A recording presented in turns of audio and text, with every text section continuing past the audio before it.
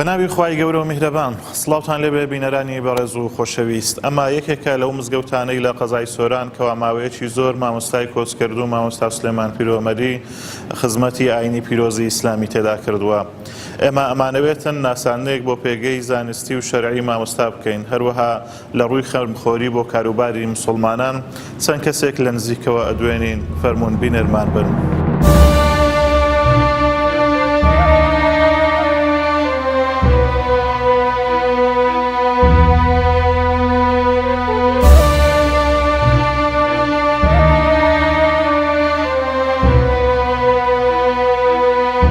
دیارە مامۆستای مەرحوم لە حوجرە لە تەمەنی لاوێتیدا جیاواز لە هاوپیشە و هاوڕێکانی خۆی بیرەکاتەوە. مامۆستا زۆر جار باسیە کە دەیگوت قەدەری خوای گەورە زوو ئاگاداری کردمەوە، حەق و ناحەقم هەر لەو کاتەوە لێکجیا کردەوە. هەر بۆیەش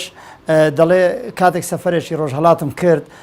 لەوێ چەند کەسێکم بینی کتم ئەوانە چین، گوتیان ئەوانە پێشمەرگەی ئیسلامین. هەر ئەوەندە ئەو کات ینی وەکو باسەکرێ ئەو کات دەبێ ڕابطەی ئیسلامی بوو بێ، هەر لەوێەوە دەست بە سەحواکە جیاواز لە خەڵکی تر بیرەکاتەوە، هەر لەوێ خەڵک ینی نیقاش و مناقشەکە لەگەڵ مامۆستاکان و لەگەڵ فەقیهەکانی خۆی. مامۆستا زۆر عەزەتی بینی، زۆر ئازاری بینی، ئاوارەی دەربەدەری لێدان، ئەشکەنجە، زیندان، ئەوانەی هەموو بینی لە ژیانی داعاوی خۆی. بەڵام ڕۆژێک لە ڕۆژان سار نەبیەوە، ڕۆژێک لە ڕۆژان وای نەکردکەوە وای لێ بکاکەوە مامۆستای باوەکمان بەڕەحمەت بێت سار بێتەوە لە داعوە، بەڵکو ڕۆژ بە ڕۆژ گەرمتر ئەبوو، ڕۆژ بە ڕۆژ ئێمەشی هانەدا و ئێمەشی گەرمترە کرد. من هەستەکەم ینی ئەوم لە ژیانی تایبەتی خۆم ڕەنگەداتەوە، ینی کە ساعتی مامۆستا ڕەنگە نەتوانم مەسەڵەن پێ بە پێ وەکو ئەو بکەم، ڕەنگە جیاوازم تا ڕادەیەک لەوە، بەڵام تا ڕادەیەک متەئەسیر بیم بە ژیانی، کاریگاری هەبوو لەسەر ژیانی من،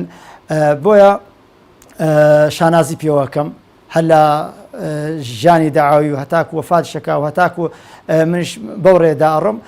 شانازی پێوەکەم. سپاس بەخوای گەورە کە کوڕی ئەوم. یەکێک لە هاوڕێ زۆر نزیکەکانی مامۆستای کۆچکرد و مامۆستا سلێمان پیرۆمەری مامۆستا ئیسماعیل بووە کەوا هاوڕێتیان لەگەڵ یەکتر زۆر بووە و زۆر لە یەکتر نزیک بووینە. زۆر جار نوێش خوێنانی مزگەوت باسییان لەو نزیکیە کرد، باسییان لەوە کرد کەم کەس هەیە بەو شێوەیە لە یەکتر نزیک بن و یەکتریان بەو شێوەیە خۆش بێتن. مامۆستا هۆکاری ئەم هاوڕێتیە زۆر پتەوە بۆچی ئەگەڕێتەوە، ناسینی مامۆستا ئەگەڕێتەوە بۆ کەی لە کەیەوە ناسیوتە؟ بسم الله الرحمن الرحيم الحمد لله رب العالمين حق حمده والصلاة والسلام على خير خلقه محمد وآله أجمعين. لەو ڕۆژەوە ئەیناسم کە لە زمانی فەقیهەتیەوە ئەمە یەکدین ئەناسی و برادەر بووین، یعنی جارجار سەردانی ئێکودوو و هاتچۆ یەکدیکەن هەبوو، بەڵام لە یەک مەدرسەی پێکەوەمان نەخوێندیە، بەس وەچی دیکە مەسەلەن دۆستاتی و برادەرایەتین هەبوو. ئەو جار ئینسانێکی گەلک باشش بوو، ئینسانێکی مسلمانێکی تەقوا بوو، ئینسان هیوایەتی دین و تەخوا و حەق و حەق بێژی بووە، ئەویست دائیمە حەق بڵێت و حەق ببێژیتن. بینەرانی عزیز دووبارە سڵاوتان ئاڕاستە بێ. ئێمە ئێستا لە لای بەڕێز مامۆستا مەڕوان گەڵاڵین، دیارەیەکێک لە هاوڕێ نزیکەکانی مامۆستای کۆچکردووە. لە مامۆستا پرسین سەرەتای ناسینی مامۆستا سلێمان پیرۆمەری ئەگەڕێتەوە بۆ کەی جەنابەت لە کەیەوە ناسیوتە؟ بسم الله الرحمن الرحیم. سەرەتا لە خوای پەروەردگار دەپاڕێمەوە کە مامۆستای بەڕێز و خۆشەویستی بە فیردەوسی عەلا شاد کرده بێ، بەخوای پەروەردگار سەرجەم تاعەت و عیبادەت و خواپەرستەکانی لێ قبول کرده بن و قەڵەمی عەفوی بەسەرکەم و کوڕیەکان داهێنا بێ و سەبر و تەسەلا بڕێژێ بەسەر دڵی خزم و کەسەکانیدا و سەبر و تەسەلا بڕێژێ بەسەر دڵ و دەرونی ئێمەشدا، چونکە مامۆستا بەس لە خزم و کەسەکانی نەچوو، مامۆستا لە ئێمەش چوو. سەرەتای ناسینم لە گەڵ جەنابی مامۆستا بۆ ساڵی 91 دەگەڕێتەوە کە سەرەتای سەحوەی ئیسلامی لە کوردستان مامۆستایەکێک بووە لە دامەزرێنەرانی سەحوەی ئیسلامی و لە خەتی ڕێخستن و تەنزیم ئیشی کردو لەگەڵ کۆمەڵە مامۆستایەکی تری بەڕێز کە بەشێکیان ماون لە ژیاندا خوای گەورە تەمەنیان پڕبەرەکەت کە لەو کاتەیەوە کێمە پێشمەرگە بووین و پێشمەرگەی بزوتنەوەی ئیسلامی بووین بە حکمی منطقە و حکمی ناوچەکە ئاو بە خزمەت مامۆستا دەگەیشتین و ئیستیفادەمان لە علم و زانستەکەی دەکردووە زۆر تەشجیعی دەکردین و بەڕاستی مامۆستا یەکێک بوو لەو دڵسۆزانەی کە وای کرده بۆ سەحوەی ئیسلامی لە لای گەنج و شەباب و ئەوانە خۆشەویست کاتن و خۆشی پیاوێکی خۆشەویست و لە دڵا شیرن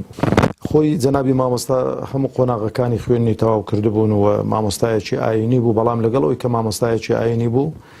پیاوێکی شارەزا بوو هەم لە فەقه و بە تایبەتیش لە قەزیەی سیاسەتی ئیسلامی مامۆستا لێ حاڵی ببوو و مامۆستا هەموو جوهد و ماندووبوونەکەی ئەوە بوو کە ئەو فقه و شریعەتەی کە دەیزانێتن دای بەزێنێتە سەر واقع بۆی کە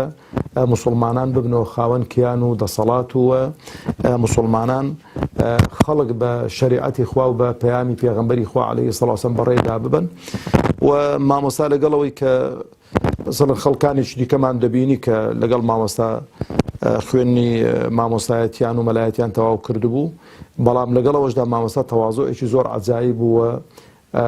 قەت وای خۆ پیشان نەدەدا کە لە خەڵک زاناترە لە خەڵک عالمترە یانەوەتە ئەو علم و زانستەی کبر و عزبێکی بۆ دروستکان خێر تەواضوعێکی زۆری بۆ دروست کردبوو و ئەوەش بوو کە تەئسیری زۆری بوو لەسەر دەوروبەری خۆی و لەسەر خزم و کەسەکانی و لەسەر هەر شوێنێکی مامۆستا خەتیب بووە لێی لە هەر شوێنێک مامۆستا کە دەرسی گوتۆتەوە شوێن پەنجەی خۆی بەجێ هێشتووە خەڵکێکی باش لە سەردەستی مامۆستا سوودمەند بوون و خەڵکێکی باش لە سەردەستی مامۆستا گەڕاونەوە بۆ باوەشی سەحوەی ئیسلامی و وازیان لە ئەفکاری چەپ و ئەفکاری بەلا ڕێدابردن هێناوە زۆر جار مامۆستا شتانی بۆ باز دەکردم ئەزار ڕەحمەتی خوای لێبێتن مامۆستا وەکو گوتم یەکێک بوو لەو مامۆستایانەی هەرێمی کوردستان بەڵام بەڕاستی کە یەکێک بوو لەو مامۆستایانەی هەرێمی کوردستان ئەوەی کە مامۆستای زیادە کردەوە لە بەشێکی زۆری مامۆستایانی هەرێمی کوردستان دڵسۆزی بوو بۆ کاری ئیسلامی یەکێشتر لە وێزگەکانی ژیانی مامۆستای کۆچکردوو مامۆستا سولێمان پیرۆمەری بریتی بووە لە کارکردن لەگەڵ برایانی مەڵبەندی هەشت سۆرانی کۆمەڵی ئیسلامی من لەگەڵ مامۆستا مسلیم ڕایەتی بەرپرسی مەڵبەندی هەشت سۆرانی کۆمەڵی ئیسلامی باس لە ژیانی مامۆستا کەین مامۆستا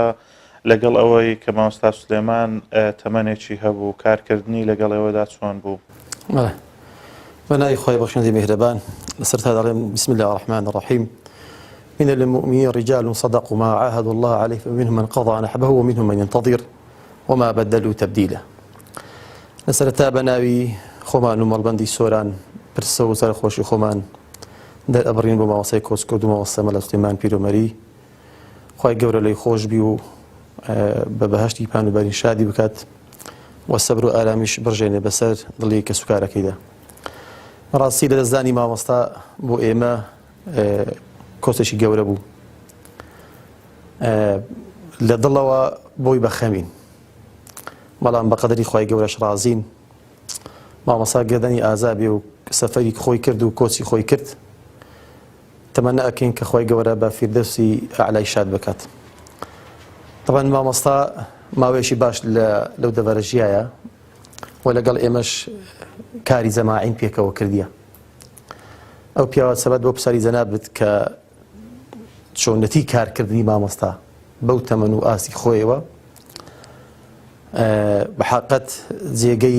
گڕوتین بوو بۆ ئێمە چکە مامۆستا لێرە لە هەموو بەتەمەنتر و گەورەتر بوو ئەم پیاوە هەتا ئەو کاتی وەفاتیشی کرد لە کاری ئیسلامی ڕۆژێک لە ڕۆژان سار نەبووە ڕۆژ لە ڕۆژ گڕوتینی زیاتر ئەبوو دڵسۆزی زیاتر ئەبوو بەڕاستی بۆ ئێمە ورەیەک و پاڵپەتەشی بەهێز بوو لە ڕووی معنیەوە کاریگەری زۆری هەبوو لەسەر ئەندامانی ئێمە یعنی ئەگەر لە هەر کاتێک بایە لە هەر ساتێک بایە تەکلیفێکمان لە مامۆستا کرد بە یادی بەخێر مامۆستا لە کاتی خۆی ئامادە ئەبوو درێغی نەئەکرد دوانە ئەکەوت دڵسۆز بوو زۆر بە حەماسی و گڕوتی نوێژەکانی خۆی ئەکرد یعنی تەمەن نەبوو بربەست لە بەردەم مامۆستا کە نەتوانێت لە کار و چالاشیشی کاری ئیسلامیدا دواب بکەوێت بە شەوق بوو زۆر و وێڕای ئەوەش ئیشەکانی زۆر بە دڵسافی بە ئیخلاسی ئەنجام ئەدان لە هەر شوێنێک بە سوبحان الله ینی دەست و پەنجەی مامۆستا لەوێن دەردیار بوو کاریگەری مامۆستا لەو مەزدیسە لەو شوێنە لەو مەتیقیکە تێدا ئەژیا کاری تێدا ئەکرد لە هەر ئۆرگانێکی حیزبی بدیت رابایە مامۆستا لەوێن دەر جێپەنجەی خۆی بەجێ دەهێشت و تەئسیریشی هەبوو لەسەر ئەندامان بە شێوەیەکی گشتی و بە تایبەتی بە شێوەیەکی گشت لەسەر موسڵمانان مامۆستا بەرەکەتی پێوە دیار بوو ئەوە بووە کە جێگەی سەرنجی ئێمە کە ئێمە زیاتر تیشی بخەینە سەر ئێمە لە ئەگە هەر مناسبەیەکمان هەبایە هەر کارێک هەر ساڵایشمان ئەنجام بدابایە مامۆستا لە پێش مەوعیدی خۆی بە 10 دقە چارەیەک ئامادە ئەبوو لە ڕیزی یەکەمین ئامادە ئەبوو دوانە ئەکەت کە بەڵێنێکی پێ ئەدای لۆ ئەو بەڵێنێت و خۆی حازر ئەکرد ینی خۆی دەبڕاندەوە ئەو بەڵێنەی توی لە کات و سات و ئانی خۆیدا جێبەجێ ئەکرد ئەمەش بەلامانەوە سەی مامۆستا تەمەن شۆفێریشی نەبوو ینی سیارەی نەبوو شۆفێری تایبەتی نەبوو بەڵام لە هەمان کاتیشدا لە ئیش و کاری خۆی سوبحان الله دوانە ئەکرد ینی شتێک ناوناخیدا هەبوو کە پاڵی پێوە ئەنا کە کارەکانی خۆی بەو شێوەیە ڕاپەڕێنیت ئەو شتێ ناوناخی مامۆستای کە جەوهەری ئیسلام بوو بە کردەیی دەناخی مامۆستادا هەبوو وای کردبوو مامۆستا لە هیچ شوێنێکە دوانەکەویت سوبحان الله بێتاقەت نەبوو ئەوە ینی گەنجانی زۆر لەلایەن ئەپرسی مامۆستا چۆن بۆ سەد و ڕیشە ینی بەو بێ ئیمکانیەتە جەنابت لە پێش دەیان و سودان کەس لە شوێنی خۆت ئامادە ئەبی دیارە سەرەتای کاری مەلایەتی مامۆستا ئەمەرا سولێمان پیرۆمەری لە دەڤەری باڵەکایەتی بووە بە تایبەتی لە گوندی پیرۆمەریش مەلایەتی کردووە ڕۆڵی ئەو چی بوو بە تایبەتی لە گوندەکەی خۆی لە باڵەکاتی لەو شوێنانەی کە کاری مەلایەتی تێدا کردووە بسم الله الحمد لله والصلاة والسلام على محمد وآله أجمعين طبعا جنابی مامۆستای بەڕاستی ڕۆڵێکی زۆر ئەکتیڤی هەبوو لە مەنتیقەی باڵەکایەتی و لە ئەو شوێنانەی کە بەڕاستی مەلایەتی لێکردیە توانیوێتی کارکتەرێکی زۆر بەتوانابی و ڕۆڵێکی زۆر بەرچاوی هەبووە لە ئاشتەوایی کۆمەڵایەتی و توانیەتی لە ئەو خەڵکەی کە لێک دوورە لێک عادزە لێک دابڕایە بەڕاستی زۆر بە حەچیمانە هاتووەتە ناویان و زۆر بە ئاسانی توانیوتی ئاشتیان بکاتەوە تەبەن ژیانی مامۆستا بەڕاستی لە بەرنامەیەکی وها کورت ئێمە ناتوانین تەواوی سێکتەرەکانی ژیانی مامۆستا باز بکەین و تەواوی مەحەتات و وێزگەکانی ژیانی مامۆستا باز بکەین بەڕاستی مامۆستا لە گوند کاتێکە مەلایەتی و پێشنوێژ و تارخوێنی دەکرد لە گوندەکەمان لە پیرۆمەر بەڕاستی ژن و پیا و گەنج و لاو و بەسەڵاتچوو هەمویان مامۆستان خۆش دەویست لە بەروی مامۆستا کەسێکی بەڕاستی زۆر سادە بوو کەسێک بوو بەڕاستی حەزی لە دینداری بوو حەزی لەوە بوو کە بەڕاستی خەڵک برابی تەبابی و نیزاع و کێشە و مشکلە وەلا بندرێ بەڕاستی مامۆستا ئینسانێکی زۆر خاچی بوو یعنی کاتێکە منداڵێک لەگەڵی دادەنیشت بەبێ مجامەلە بەبێ ئەوەی کە ماندی بێ بەبێ ئەوەی کە هەست بە ماندیبوون بکە چەند سەعاتێک ئامادە بوو لەگەڵی دابنیشێ گفتوگۆی لەگەڵ بکە نەسحەت و ئامۆژگاری بکە وە گەنجەکان کاتێککە دەیزانی گەنجێک لاڕێ بووە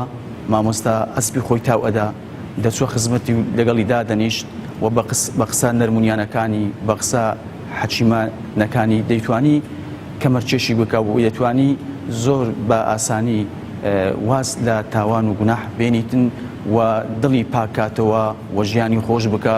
و تەنانەت گەنجەکان کاتێکە هەستیان بە نائارامی دەکرد دڵیان تون دەبوو غەمبار دەبوون مشکلەیەکیان دەبوو بەڕاستی ماڵی مامۆستا زانکۆیەک بوو لەوێ دووچونە خزمەت مامۆستا و مەعانات و مەشاکلەکانی خۆیان لای مامۆستا باز دەکرد مامۆستاش زۆر بە سادەیی لەگەڵیاندا دەنیشت و گوێی بۆ مشکلەکان و نەهامەتیەکان و نەخۆشیەکانی ئەو گەنجانە دەگرت و لەوێ دەیتوانی بە ئاسانی کێشەکانیان چارەسەر بکە بەڕاستی مامۆستا کەلێنێکی زۆر گەورە بوو بەڵام ئێمە زۆر باز دەکەین کارەساتی گەورە یا داخی گەورە ئەوەیە ئێمە کاتێک کە کەڵە پیاوێک لەدەست دەدەین ئەو کاتە هەست بە فەراغ و بۆشای ئەو دەکەین کاتێک کە ماڵ ئەوایمان لێ دەکا. ینی بەڕاستی ئەگەرنا مامۆستا بەر لەوەی کە ماڵ ئەوەی بکە ئێمە دەمانتوانی هەمولایەکمان پیر و گەنجەکانمان دەمانتوانی بچینە خزمەتی لەکنی دابنیشین، تەنانەت لە ڕووی دینداری و تەنانەت لە ڕووی سیاسی و کۆمەڵایەتیش دەمانتوانی استیفادەی لێ بکەین. بەڕاستی لە هەموو مەحەتاتەکانی ژیان لە هەموو سێکتەرەکانی ژیان مامۆستا پەیوی خۆی هەبوو و وتاری خۆی هەبوو و ئامۆژگاری خۆی هەبوو و دەیتوانی لێدوان بدا و دەیتوانی قسە بکە و دەیتوانی بچیتە ناو قۆڵای کێشەکان و مشکلەکان و ئاسانی چارەسەریان بکە. بەڕاستی مامۆستا مەلا سولەیمان مەلایەک تاکە مەلایەک بوو لەم حەوزی سۆرانیە. ڕاستی بەخۆم لە 2012 لە ئێرەما مامۆستا نەمدیت وەکو مامۆستا مەلا سولەیمان، مامۆستای شەڕێک و پێک و زۆر بە ئەخلاق. بەڕاستی زۆر زۆر زۆر زۆر مامۆستای شەڕێک و پێبوونیە. مامۆستا مەلا سولەیمان لەگەر منداڵ و لەگەر گەنج و لەگەر اختیار و لەگەر هەموو کەسێک داتەوە. بەڕاستی مامۆستایشی ڕێک و پێک حیف بۆ مامۆستا مەلا سولەیمان بەداخەوە کە گیانی لە دەستداوە. ئێمە زۆر پۆرشی مامۆستا مەلا سولەیمانی. بەڕاستی وەڵی زۆر زۆر ڕێک و پێک بوونیە، یانی لە هەموو کاتێک کە لە کاتی بانگەکان و لە کاتی هەم کاتێک شتێک پێویستیم پێوانە مامۆستا مەلا سولەیمان ئامادە بوونیە. قەت عاجز بوون و ئەو شتانەی نەبوو بمرێن، ینی عادس من شیوەی تێدا نەبوونیە. هەر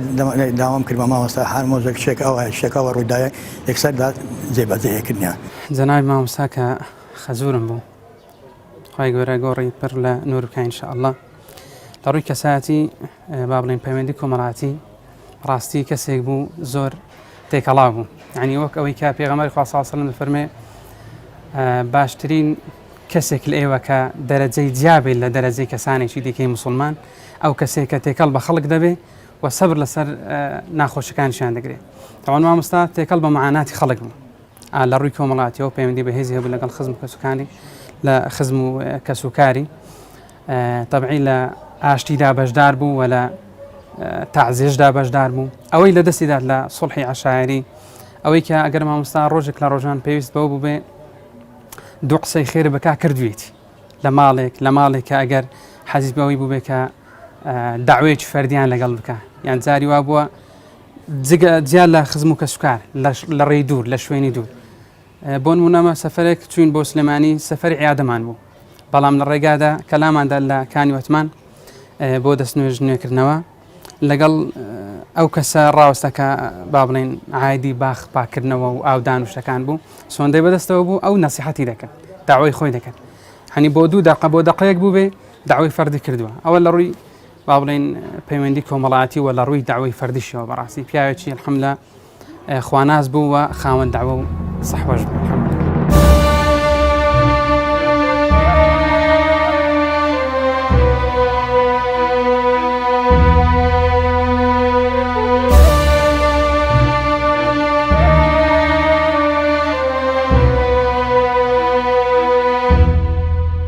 کاری مەلایەتی و پیشەی لە یەک لە گوندەکانە بێ لەوێ لە سەردەمی بەعس یەکەم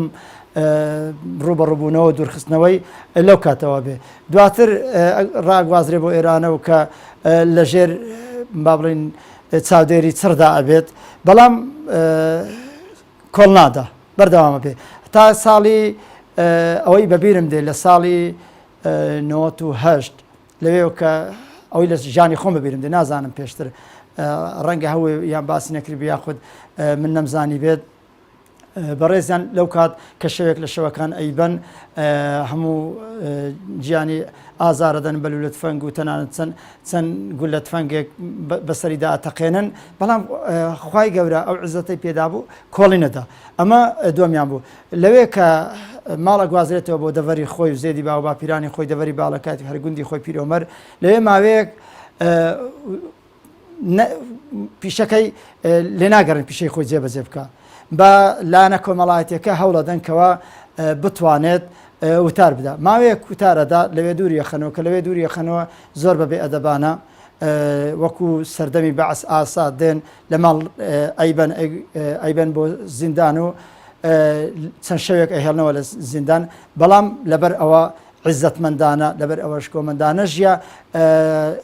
لەوێش ئەو سزنەی کەوا لێ بوون لەوێ ینی قۆستە بیەوە، ینی ئەوانەی کە لەوێ بوون هەمیان معجەب بوونە بە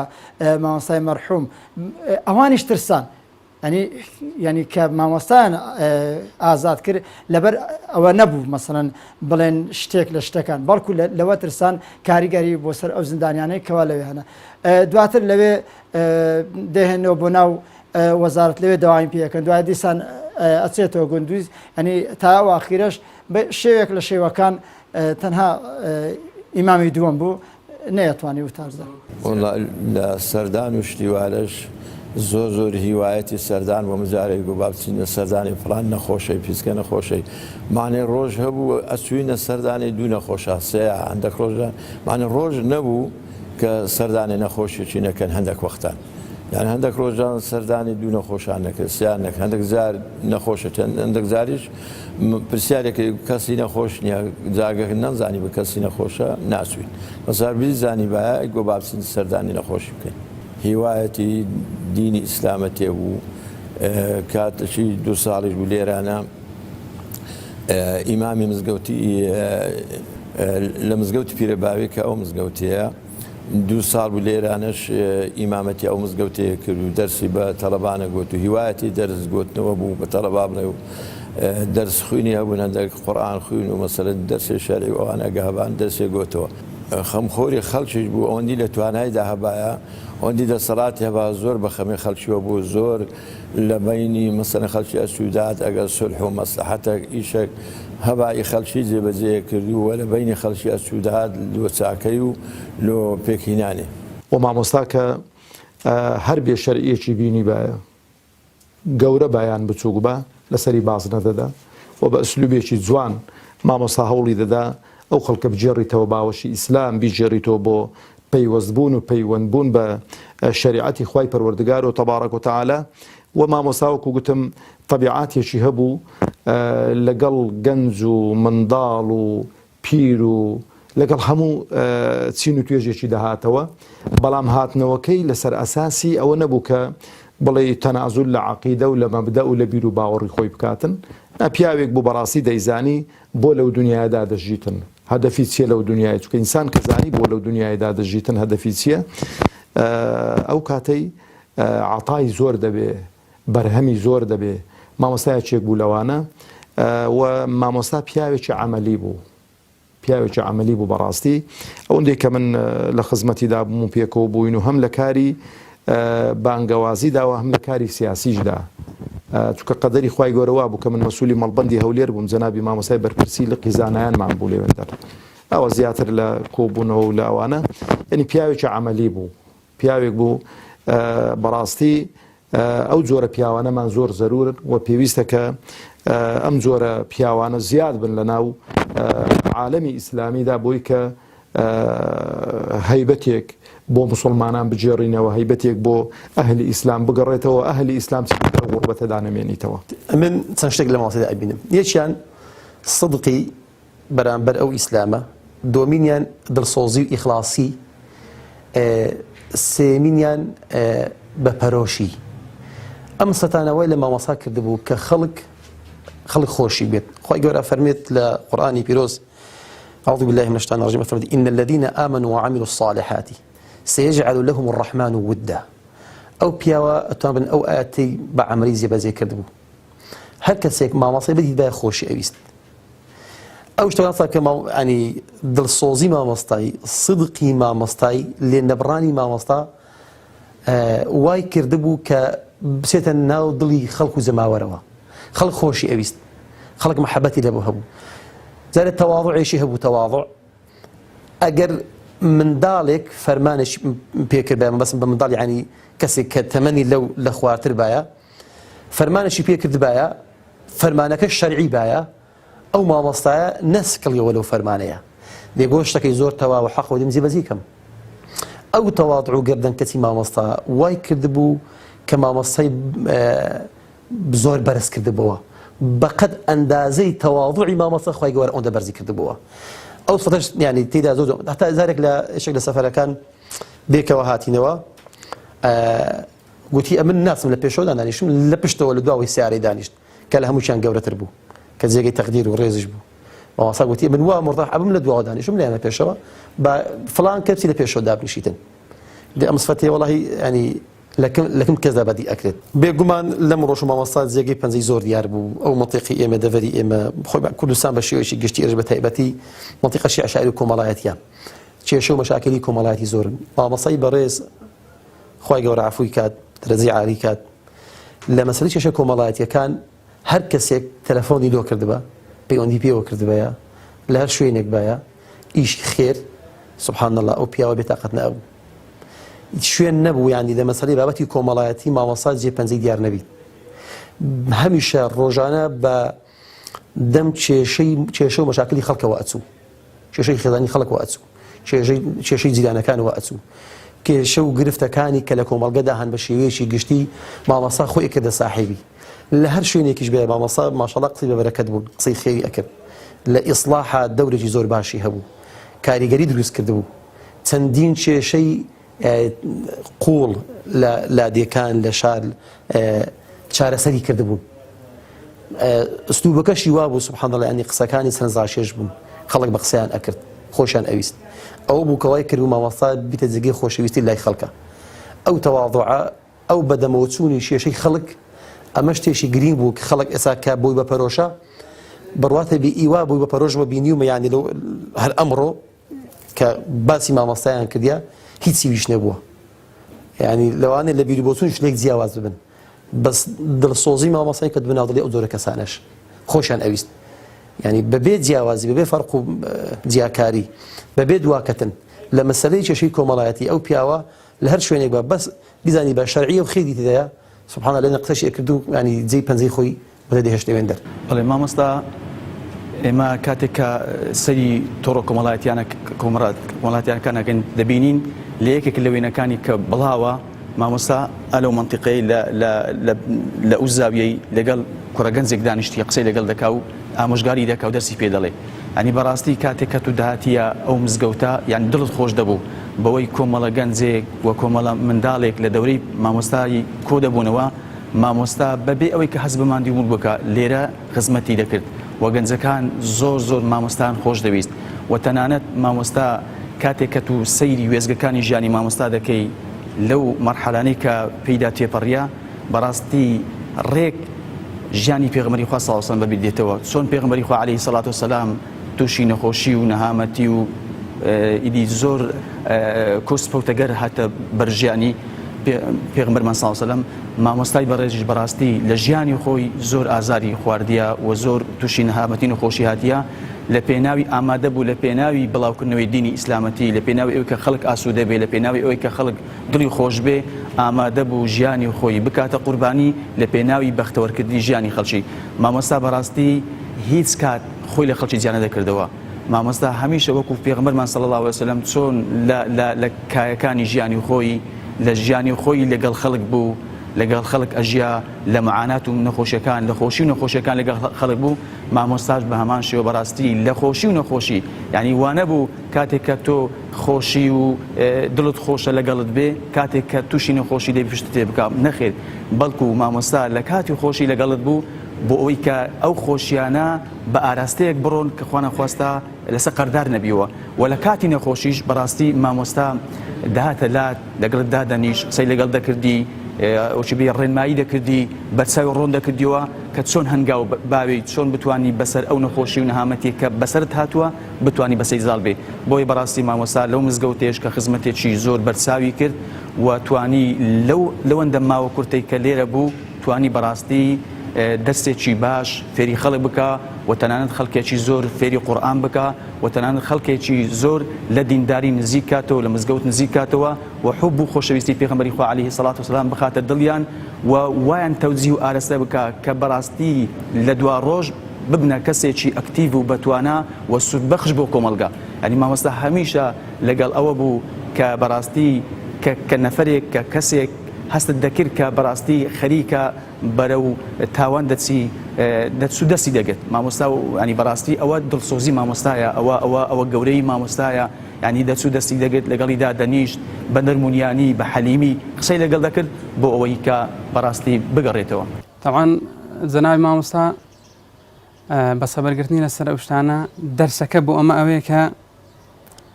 بەڕاستی ئێمە چاو لەو بکەین ینی بکەین بە پێشەنج خۆمان و وەکو چۆن مسلمانان لە عادەتیدا و لە عیبادەتیشدا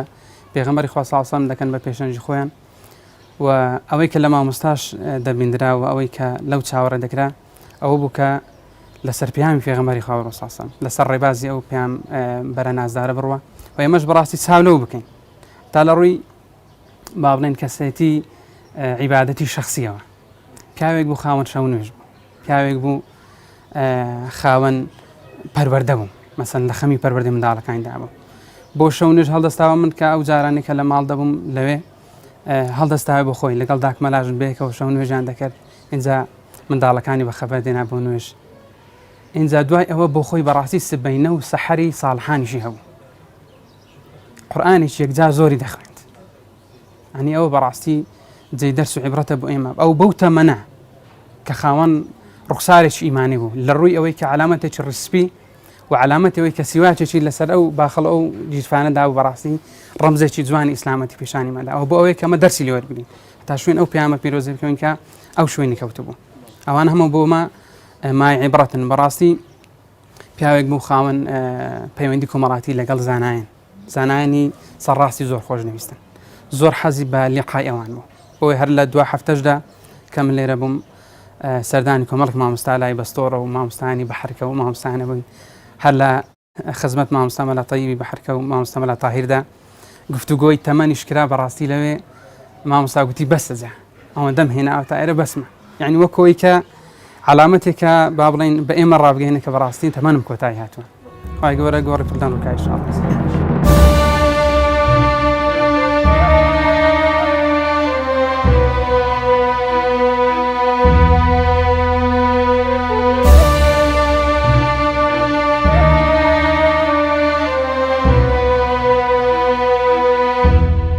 وەڵام من هەستما کرد ئەو پیاوە زۆر لەزەت لە دینەکە هەستما کرد ینی مرتاحە بەوەی کەوا بازرگانی ناکا بەدین مرتاحە بەوەی کەوا دەیەوێ ئەو پەیامە وەکو خۆی بگەێنێ ینی زۆر هەوڵێدا لە ناو خزمەکانی ینی لایەنە کۆمەڵایەتیەکەی قۆستبیەوە بۆ ئەوەی کەوا ئەو پەیامە بگەێنێ ینی وانە بوو بچێت خوانە خواستە لەگەڵ ڕێزم وەکو خەڵکانێک پرسەیەکی کۆمەڵاتی هەیە پرسەیەکی ماتەمینی هەیە بچێت لە لای ژووری مەجلیسەکە دانیشت و تەنها بۆ خواردن و تەنها بۆ قسەی گەورە گەورە نەخێر ئەو ئەی خۆستەوە بۆ ئەوەی کەوا ئەو پەیامە بگەێنێ ئەو داوا بگەێن نەک بۆ ئەوەی کەوا شان و باڵی خۆی پێجی بکات و بۆەوەی کەوا خۆی پێ بەدەرخان نە بەڵکو سادە و خاچیەکەی وای لێ کرده بوو خەڵک ڕێزیانەگرت بەوەی کەوا ئەویش ئەو پەیامەی خۆی ئەگەیاند لە ساڵی 53 لەدایک بۆ لە ساڵی با بڵێن لە 2020 دەکاتە 67 ساڵ تەمەنی بوو لە دوای خۆی ئێمەی جێهێشتووە ئەو ئەمانەتەی بە ئێمە سپاردووە ئێمە با مەردی خوابین بۆ خۆم ئەوجا بۆ براکانم بۆ خوشکەکانم و بۆ دەوروبەری خۆی بە سەرجەم خزمەکانی و هەروەها بۆ تەواوی مسلمانان زۆر ناڕحەتی بینی زۆر ناڕحەتی بینی بە مردنی خۆشی مرد زۆر ناڕحەتی بینی کەواتە بە مامۆستانی بەڕێز ئەو پەیامە بگێنن خی گەورە خۆتان نەزان ئەزەلی داناوە تەقدیری کردووە بەچی ئەمرین کەواتە مەترسن لە گەیاندنی ئەو پەیامە مەترسن لە گەیاندنی پێیان پێغەمبەری خوا بەخوا نەشەرمی تێدا نەنەنجی تێدایە نەعیبەیەک تێدا بەڵکو سەر بڵندی دنیا و قیامەتن هەروەکو چۆن باشی مەرحوممان بەو ئیسلامە گەورە بوو بەو ئیسلامە جوان بوو بەو ئیسلامە بە عزت بوو هەولیشی ئەدا ئەو ئیسلامە عزەتی بمێنێتەوە والله سەرنجکێشانی وی هەر ئەوەیەکە دیتم ئەو پیاوە لە قەدیمەوە دەگە سەحوەی ئیسلامیدا بوو و زۆریشیان ئەزەتدا زۆریان ناڕحەت کرد زۆر غەم و خەفەت و پەژارێدین زۆر لێدان و سزم و شتیوارەشی خواست ئەوەم یعنی پێ سرنجی ڕاکێشام کە ئەو پیاوە ئینسانێکی مسلمانە و مسلمانێکی بەڕاستیە کە وازی نەینا لەو سەحوەی وڵی دووشت زۆر سەرنجی ڕاکێشاوم جاقەتیشم لە بیر ناچم یەکیان تەواضوعی مامۆستا ینی من بە حکمی تەمەنی مامۆستا زۆر لە ئێمە بەتەمەنتر بوو جانەک هەر بۆ من کە بۆ نمونە پۆستێکی لەوانەیە سیاسیم بوو بێتن یان پۆستێکی ئیداری بەرزترم بوو بێتن ینی هەر ئەگەر گەنجێکیشت بان کردە بە بۆ کۆڕێک بۆ سمینارێک کە مامۆستا علمی پێبووە لەو سەری هات بووە تەماشەت دەکرد دەهات لە ناو ئەو گەنج و شەبابانە مامۆستا دادەنیشت و بەبێ ئەوەی کە گوێ بداتەوەی بزانێ داخوا هیچ مامۆستایەکی دیکەی ئاینی هاتوون یانە نا. ینی دوو مامۆستا سێ مامۆستا تێنە دەپەڕین کە بەڕاستی هەندێکیان لە ژیان داماون پێم خۆشنێ باسییان بکەم. مامۆستا وەفاتی فەرمووە بۆ باسیەوە دەکەم کە ئەو تەواضوعی مامۆستای زۆر جوان کردبوو و بەڕاستی مامۆستا ڕۆژێک لە ڕۆژان هەستم نەدەکرد کە مەسەڵەن گەنجێک یان هەریەکێک لە ئێمە کە محازەرەیەکی دەدا و تارێکی دەدا جەنابی مامۆستا لەوێن دەرێکە دانیشت بوو بێتاقەتی پێوە دیار بێ یانەوەتە بڵێ من مەسەڵەن هەموو قۆناغەکانی خوێنی مەلایەتیم تەواو کردووە بۆ بێم دانیشم بەرامبەر بە گەنجێکە قۆناغەکانی خوێنی تەواو نەکردوون بەراورد ناکرێت بە علمی مامۆستا. ئەو خاڵێکی زۆر گرنگ بوو لە شخصیەتی مامۆستا کە زۆری خۆشەویستی کرد بوو لای گەنج و شەباب و خوشکان و برایان و بەعام بەڕاستی. ئەوەی دووەم کە زۆر جار کە باسی وەزعی سیاسی هەرێمی کوردستانمان دەکرد مامۆستا دەیگۆ قەت دڵت خۆش نەبێ بەو ناڕازیبوونی خەڵکەی دەمگۆ بۆ مامۆستا دەیگۆ هەتا خەڵک لەسەر خوا تووڕە نەبێ هەتا خەڵک لەسەر خوا تووڕە نەبێ ئومێدت پێ نەبێتن. خەڵک ئەمڕۆ لەسەر خوا تووڕە نیە لە دەسەڵاتداران. قسەکەشی زۆر جوان و واقعیە. دەیگۆ خەڵک لەسەر قوتی خۆ تووڕەیە لەسەر نانی خۆ تووڕەیە سبەینێ کە نانیان بدەنێ قوتیان بدەنێ 1001 بێ شەرعیش بکرێ خەڵک مێشی میوان نابێتن. کەنجین ئومێدت بەوەی هەبێ بەو گۆڕانکاریەکی کە خەڵک چاوەڕێی دەکات کاتێکە ئەو خەڵکە لە بەرخوا تووڕە بێتن و بۆ خوا تووڕە بێتن. کاتێککە حرامێک دەکرێت خەڵک تووڕە بێ نیوچاوانی گرژ بێ کاتێک کە کوفرێک دەکرێت خەڵک نیوچاوانی گرژ بێ کاتێک لە شاشەیەک شتێکی بێشەرعی لێ دەدرێت خەڵک تووڕە بێت و هاواری لێ هەستێت و بێتە سەرجادە. قسەکەشی جوانە کە تەماشای واقعەکە دەکەی ئەو هەموو مزاهرە و ئەو هەموو خۆپیشاندانانەی کە دەکرێن یعنی غیری یەک مزاهرە نەبێتن کە جەنابی مامۆستاش لە پێشەوەی بوو جەنابی مامۆستای ڕەحمەتی کاتێککە لە بێڕێزی کرا بەرامبەر بە پێغەمبەری خوا عەلەیهی سەڵات وسەلام خەڵکی هەولێر مزاهرەیەکی مێژووی کرد بۆ دیفاعکردن لە پێگە و سەروەری پێغەمبەرمان عەلەیهی سەڵات وسەلام و بۆ بە جواب هاتن لەسەر پێغەمبەرمان عەلەیهی سەڵات وسەلام. ئەو دوو مووقیفانەی مامۆستا مووقیفی دیکەی گەلێک زۆرن بەڵام ئەوانە مامۆستایان زۆر وەکو بڵێ لە یادە مناچن ئەو مەواقیفانەی و شتی دیکە زۆرە لە شخصیەتی مامۆستا کە هەر یەکێ و لەوانەی بیدوێنی بە تایبەتی ئەو مامۆستایانەی کە پێکەوە ڕەفیق و هاوتەمەن بوون و ئەو قوتابیانەی کە دەرسیان لەلا خوێندووە و ئەو مزگەوتانەی کە وتاری لێداوە ینی مامۆستا تەرکیزی لەسەر یەکشت بۆ بەڕاستی خەڵک بچێڕیتەوە بۆ دینی خوای پەروەردگار تەبارەک و تەعالا و مامۆستا یەکێکە لەوانەی کە من بە خزمەتی گەیشتوم بەڕاستی زانی چۆن دەژی لە دنیا و چۆنیش دەمرێت. گرینگەوە ئینسان بزانی لە دنیا چۆن دەژی چۆن ئەو ژیانە کورتەی کە هەمومان مردنیە قەرزدارین ئەو ژیانە چۆن بەسەر دەبا و چۆنیش دەمرێتن. ئەمن شتێکی دیکەی مامۆستا زۆر خۆشە قەتم لە فکر ناچێتن. کاتێککە من بەرپرس بووم لە مەڵبەندی هەولێر کە چووم جەنابی مامۆستا بەرپرسی زانایان بوو تەماشەم دەکرد مامۆستا ئەو هەموو چوون و هاتون و ئەو هەموو کۆبوونەوە و بۆ سلێمانی بۆ ئیدی زۆر قڕس بوو لەسەر جەنابی مامۆستا. مامۆستا وەڵایەتم زۆر خۆش دەوی پێشنیارێکیشی بۆ دەکەم ئەگەر پێت باش بێتن تیسیە وتم وەڵاهی ئەگەر بە قسەی ئەو برا بچووکەی خۆت دەکەی ئەو پۆستەی تەسلیمی برایەکی دیکە بکە ئەتۆ براگەورەی هەموو لایەکمانی ئەو هەموو ماندووبوون و ئەوانە و لەگەڵ تەمەنی تو بەڕاستی من بۆ خۆم شەرمەزار دەبمەوە کە ئاوا دەبینم کە دەڵێم دانیشتنی کارجێڕانی مەڵبەندیان ئەندامانی مەڵبەندە کاتێک تۆ دەبینم مەسەلەن دێم لە خۆم تەریق دەبمەوە. مامۆستا زۆر بە دڵفراوانیەوە تو وەڵی پێشنیارەکە زۆر جوانە و مامۆستا دڵسۆزیەکەی خۆی نەبەستی بۆ بە پۆست و شتیوالە ئەوە نەبوو بڵێ وەڵا ئەو پۆستەم لە کۆڵ بۆ جابسم لە ماڵەوە لێ دانیشم و ئیشم نەبێ نەوەڵا ئیشی زیاتری دەکرد و دڵسۆزی زیاتریشی دەنوان. جەماوەقیف زۆرن لە ژیانی مامۆستا. بەرحاڵ ژیان وایە خوای گەورە تەبارەک و تەعالا بە پێغەمبەر دەفەرمێ عەلەیهی سەڵات وسەلام ئەگەر ئەتۆ بمری وەفات بکەی ئەوان دەمێننەوە و ژیانێکی سەرمەدی و هەمیشەییان دەبێت نا هەموومان دەمرین بەڵام بەخوا ئیشاءالله حوسنی زەنمان بە مامۆستایە کە پەشیمان نیە بۆ ئەو دنیایە پەشیمان نیە بۆ ئەو دنیایە و ئیشاءالله پەشیمان نیە بۆی بڵێ